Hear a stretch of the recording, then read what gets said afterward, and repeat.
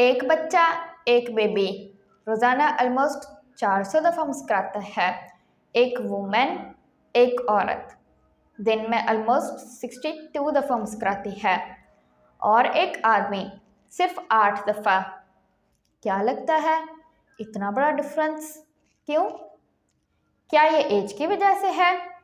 No, ये as की वजह से नहीं है, हरगिज़ एज की वजह से नहीं है।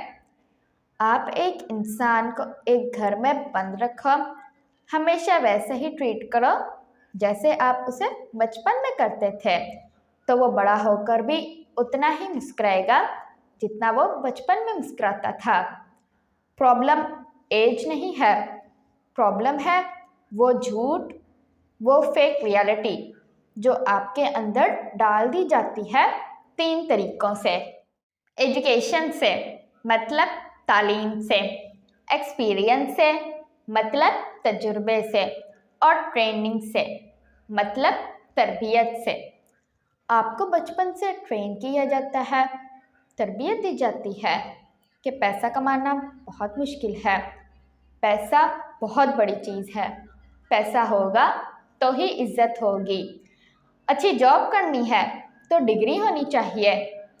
आपको ये सब बार बार कई साल एजुकेट किया जाता है और एक स्टेज आती है जब आप भी लोगों की तरह वॉल ऑफ शेडोज़ बनाने लग जाते हो, सायों की दीवारें बनाना शुरू कर देते हो और कोशिश करते हो ये दीवारें उनसे ऊंची हो।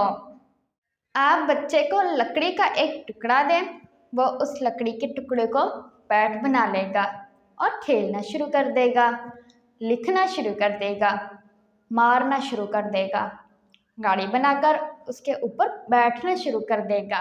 लेकिन वही लकड़ी का टुकड़ा किसी आदमी को दें तो या तो वो उसे फेंक देगा या जलाने के लिए चूल्हे में लगा देगा।